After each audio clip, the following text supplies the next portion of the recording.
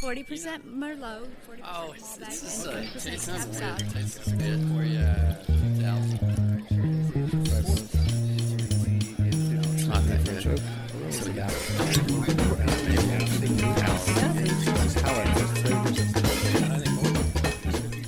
Welcome to the Wine Enthusiast Podcast. The world in your glass. Hi, I'm Jameson Fink. I'm the senior digital editor for Wine Enthusiast. My name is Jenny Hong, and I'm the head buyer for a retail store on the Upper East Side called Eastside Cellars. So today we're talking about holiday wine and food pairing stories and hijinks, triumphs, and hopefully no tragedies. But Jenny, yesterday we were at Raw Wine. It's a beautiful Brooklyn day, and we were talking about, we just started talking about holiday wine and bringing wine to a friend's house or a family's house or your significant other's house or all of the above. You had a really great story about your experience bringing wine to your boyfriend's family. I'm wondering if you can share that with us. Usually I'm not a really big celebration kind of person for holidays, but my boyfriend family really is into the idea that I'm really, or my profession is in wine, and so every time I come over to their house to eat or to do some kind of holiday events, they always kind of put me in charge of beverages, and so there's a lot of pressure riding on me to kind of pick some things that I can also drink that is also appealing to their palates. They're the kinds of people who love ordering pre-made dishes from Williams-Sonoma or following Bon Appetit kind of recipes for holiday. And so I understood that they were looking for something very classic. And so I love California wines. I think a lot of things have changed since I've started in the business, and so I wanted to showcase wines from the states that were doing something very different than what they probably know of. And so some of the things I brought over 3 different bottles from California. One was Farmer's Jane, which was a Grenache Carignan blend from one of the projects from Angela, who does tribute to Grace. One of them was the La Cumo Syrah from La Clarine Farm, and lastly the Sluice Box white blend from Donkey and Goat.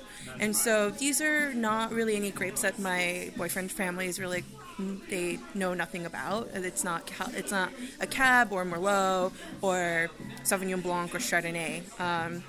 And so I kind of wanted to open their palates and their minds to what is out there beyond what they're comfortable with as well. And so I thought it was really cool to bring some things that they were not comfortable with, and they really enjoyed all of it. And I was really excited to kind of open their minds to what's out. Yeah, that's really cool because I think we both feel it's funny. I mean, being in the business that we're in, I think it's a self-imposed pressure that we put on ourselves. Like, oh God, like I'm the wine person, I'm the wine expert, I work in the wine business. I better hit a home run, or everyone's going to be like, oh, Jameson, wine guy, and you just picked out some lame wine. So, what kind of reactions did you get from your trio of California wines? Well, I was looking for something that was kind of low alcohol to go with such rich foods, because I think the holidays are really much about kind of extravagance. You can see that in the way they prepare foods just in general beyond, my boyfriend's family's table. But I wanted to highlight the kind of nuanced flavors that they wouldn't necessarily think to pick out. So I went for the traditional red wine with the turkey or any of the meat dishes, but I also wanted to bring something that was unusual, it was a rich white from the Sluice Box, which is kind of I believe a Rhone style blend from Donkey and Goat, and it went really well with the butternut squash soup that they prepared, and it went with the stuffing. And usually I think because they had the stuffing that made was meat based, and so they were really hesitant to drink white wine with meat, because I think we've generally been taught as a general public that usually red wine goes with meat and white wine goes with fish and vegetables. And so I wanted to shake things up a bit and kind of introduce different pairings that they might have not thought to try. And they responded well to my choices. And I'm not sure if because they didn't want to say anything bad about the wines that I brought, because they were afraid that, oh no, if Jenny doesn't think that I like this, will she stop bringing wine to the table?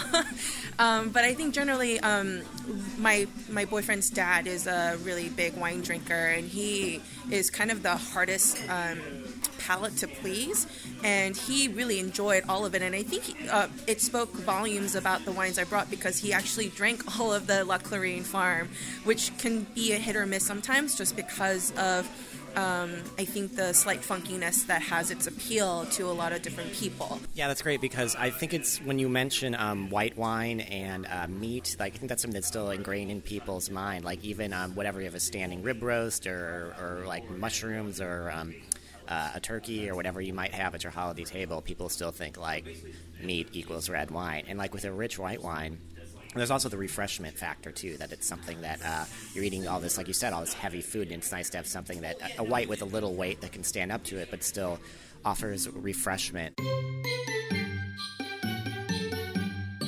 Thinking about the wines that you picked out, like, do you have general guidelines for people? Like, when they come into your shop and they're like, let's say I'm going to a holiday party, and, who knows what, there could be, crudité, finger foods, and things like that. What are some of your kind of, like, versatile go-to kind of Swiss Army knives that can kind of do a little bit of everything that you can bring to a party?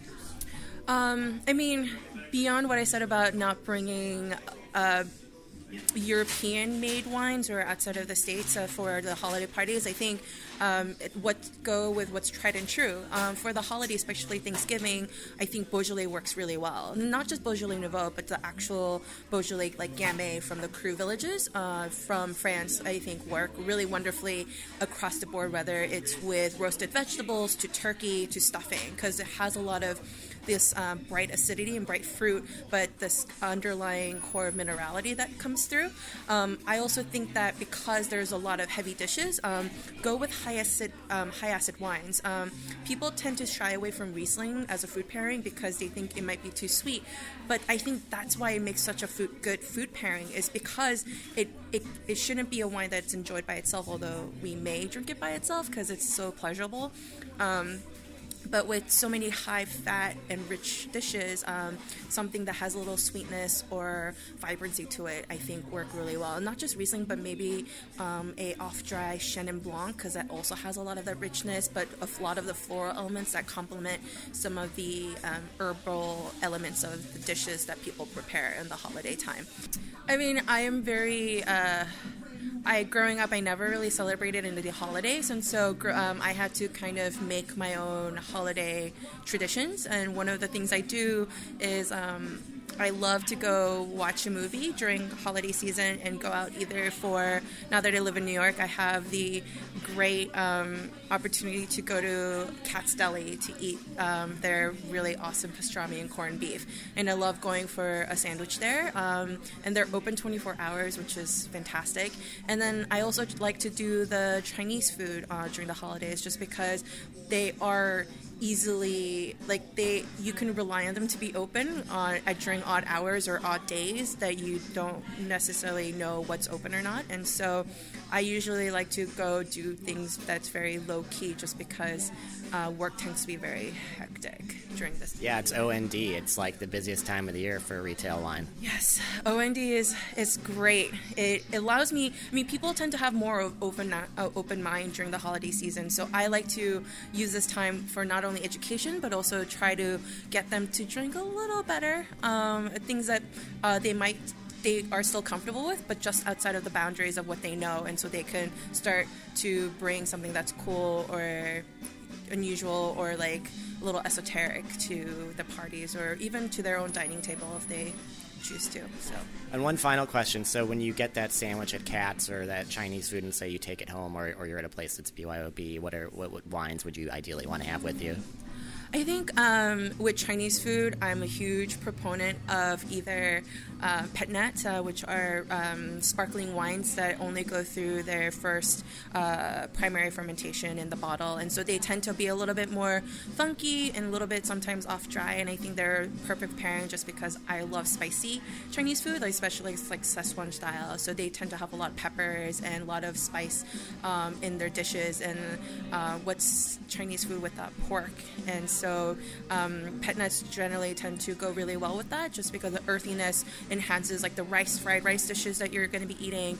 And I also think Riesling goes really well, like anything that has I love high acid and a little bit of sweetness in my wines, and so it reflects really well with the sweetness of the Chinese food as that restaurants may be doing. And then for Katz's, I would say because it's so salty and rich, maybe I think champagne would do really well. If not champagne, I don't feel like splurging, although there are really good values on the market.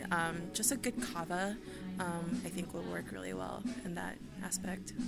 Awesome. Well, Jenny, thanks for joining me today, and I think you've given us some great advice. You can go Gamay, you can do off-dry Chenin, you can do sparkling, and also just don't be afraid to, gently challenge what you think people might want to drink, and, get them outside of their boundaries and exploring and discovering new things, as long as they have great guides like you there to, hold their hands through the world of natural wines and pet nats and, high acid, low alcohol, really refreshing food wines. So thanks for being on the show today, Jenny. Fun fact, although Chile is better known for its pisco sour, Christmas means enjoying a glass of cola de mono, or monkey's tail, using a style of South American liquor. On Christmas Day in South Africa, locals eat deep-fried caterpillars of the emperor moth.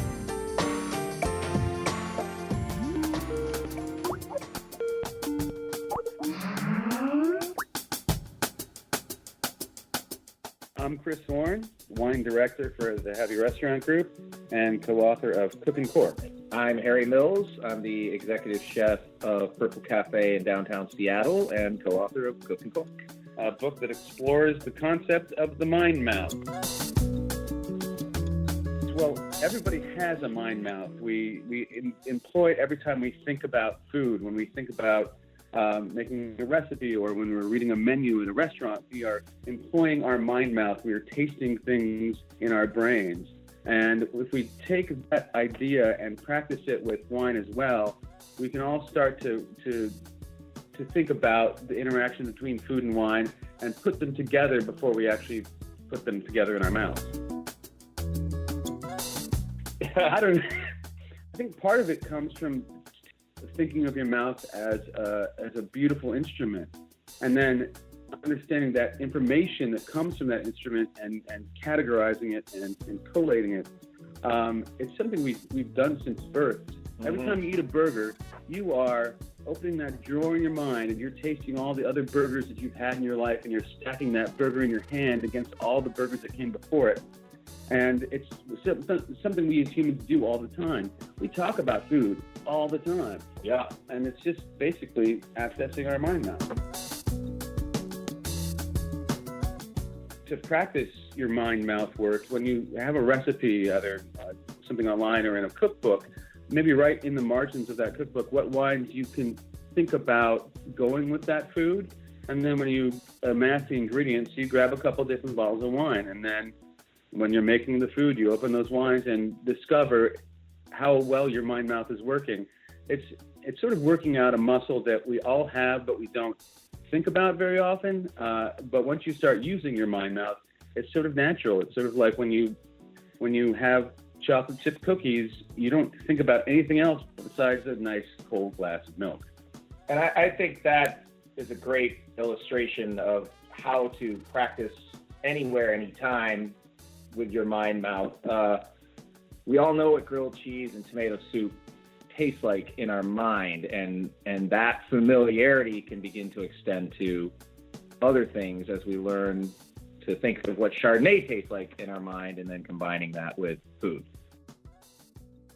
If your holiday dinner is anything like mine, it's sort of maybe not boring, but traditional, where you have a variety of foods that seemingly don't belong on the same table together. What I like to do is take the occasion of a holiday dinner as an excuse to open a bunch of stuff. At the very least, you have the sparkling wine, the champagne, the Cremant, whatever it is, because it's a celebration. And also there's a lot of foods there that maybe are a little saltier, maybe a little bit rich, and you have those bubbles to help erase all that. And then you have I like to get something sort of like a big fat Chardonnay that's like oaky and buttery, because you have a lot of foods that are slathered in butter, and that sort of flavor bridge works out really well. And then, whether it be the ham or the turkey or whatever your protein going on there, that sort of dictates the third bottle. If you're having turkey, I always head towards Gamay Noir, Pinot Noir. If you're having that ham, I kind of like Gewürztraminer with ham. Me too. If you think about the flavors in Gewürztraminer and the flavors on ham, those were well. But skip the pineapple and just have Gewürztraminer with yeah. ham. Well, I say use the holidays as an excuse to open all that wine that you were saving for a special occasion. I agree. There's no better occasion than drinking wine with people you love. And the wine's going to taste better if you're drinking it with people you love.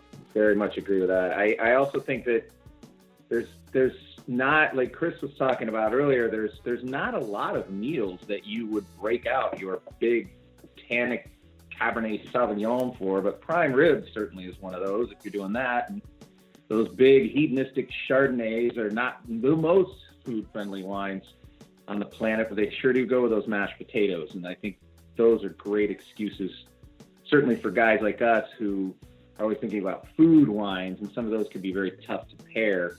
It's a fun excuse to get out those big bombastic wines and have fun with them with relatively simple cuisine.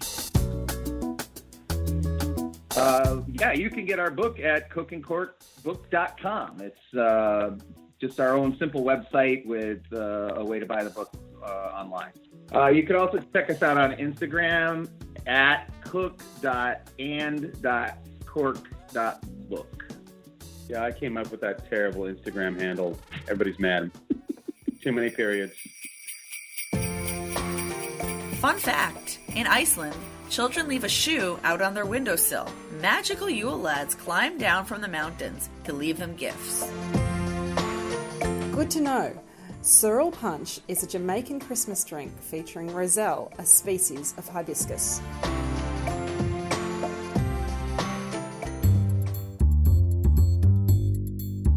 I'm Nils Bernstein, the food editor of Wine Enthusiast. Oh, so what are we listening to right now, by the way, in the background? Listen to a little, generic Tropicalia kind of Brazilian compilation. You're clearly a gourmand, a great cook. You know a lot about food, but I'm always curious, what are some of your tips if you're someone like me who really likes to cook, but the idea of hosting a holiday party, whether it's 3 or 4 friends or 10 or 15, what are some of your go-tos or things that would make that kind of cooking and entertaining less stressful but still really unique? I think that the error people make is trying to do something impressive and ambitious, and I think something more, roast chicken and potatoes that's executed brilliantly is always going to be better than something experimental that you kind of half-ass. And I find that, obviously depending how many people you're cooking for, but something that's a big centerpiece, not just a big, a standing rib roast, a crown roast of pork, whole poached salmon, steaks. You can also do, casseroles. A Greek spanakopita can be great. A Eastern European, a cabbage strudel in a big, beautiful casserole dish can be amazing. Beautiful stews. Duck and Riesling is something I fall back on a lot. It's kind of a different take on a coq au vin that goes over great and is really easy and you can prepare it ahead. And I think the whole thing with holiday entertaining is you want to give yourself a break and be able to interact with people, and it's really mostly about advanced preparation and kind of picking things that don't involve a lot of stress just before the people come over. And what about then sort of more of a cocktail party thing? I'd be I'm going to go to Costco and get a crudité platter and some frozen dumplings and stuff. Not that those things can't be good, but what are some kind of those cocktail party foods that you like to make that are, unique and tasty and aren't going to keep you in the kitchen all day? Yeah, I think a lot of that stuff is, again, I think even with that, an error that people make is by buying too much or trying to cover too much ground. I think, one really beautiful cheese is better than a cheese plate with 5 different cheeses on it. One really interesting, piece of charcuterie is going to be more interesting than just a random kind of cold cut or charcuterie plate. So I think it's really, in that case, it's about finding the best quality items you can. And maybe it is just all pre-made things. It's cheese, it's charcuterie, it's nuts, it's dried fruit. And just finding the best, not overdoing it, and presenting it in a really nice way. What is your ideal holiday meal for, say, like you're having like 6 of your closest friends over? What would you want to cook? I like doing a standing rib roast or a leg of lamb with a really kind of herby, relishy, gremolata, pesto, something like that. So it's a little bracing, something that's not super starch heavy, and then maybe just a gigantic, super messy green salad with some nuts and cheese and grains, and a 6-layer chocolate cake for dessert. That sounds amazing. And what also entertaining wise, what wines do you like to have on hand? What are your go-tos, and what do you find just works good with a crowd? I think a lot of times around this time of year, the inclination is to go with bigger, richer wines, maybe wines that reflect what you're thinking of culinarily for the holidays. So it's big, jammy wines that taste of dried fruit and baking spices. And I think I find I tend to like, because the food can have so much sweetness and richness and a little heft to it, that I like wines that balance that. I like really crisp, higher acid Italian reds. I like kind of, I guess, what I call winter whites, something whites with a little creaminess and richness, a Sauvignon, what would be like some Pinot Gris, some Godellos that have a kind of weight that can stand up to some of the sweeter spices and root vegetables and things like that around the holidays. And I really like serving dessert wines around the holidays. I think a little bit timed well and served with the right foods can be really eye-opening for a lot of people that don't think they like them. Yeah, I just snooped in your fridge while you were opening it, and I saw a couple 375s, a couple half bottles of Sauternes in there. You can't go wrong with a great vintage, a Sauternes with some age on it from a great year. Just get a half bottle. I mean, you could put a straw in it and just down it with some fried chicken, but you could also, that could go 6 ways. And people, again, that think that they're not partial to that kind of flavor, well, you can convert them. What I'm thinking is, as someone who's like terrified of having people over to my house or my place of residence, I really like the idea of like, look, you don't have to have a cheese plate with 10 cheeses or like 8 different kinds of charcuterie. Right. You just need to like, look, I have 1 great cheese, 1 great accoutrement, some kind of like fig paste or something, some good bread, great wine, and look, you've got great music and people. It's like, just don't freak out about it. Just chill. Well, thanks for chatting with me about holiday meals and travails and trials and food and wine. And now let's enjoy some music and Pinot Noir. All right. I'm always here to talk about travails. Thanks for having me. Wine Enthusiast Catalog is your ultimate destination for all wine gifting needs this holiday season. From the finest stemware to luxury wine cabinets to everything in between, Wine Enthusiast Catalog has you covered. Be sure to check out our 2016 Gift of the Year, handcrafted 100% genuine leather wine bags, available in 3-bottle BYO or the 6-bottle Weekender. All season long, receive free shipping on your order of $99 or more at wineenthusiast.com. Wine Enthusiast Catalog. We've got everything but the wine.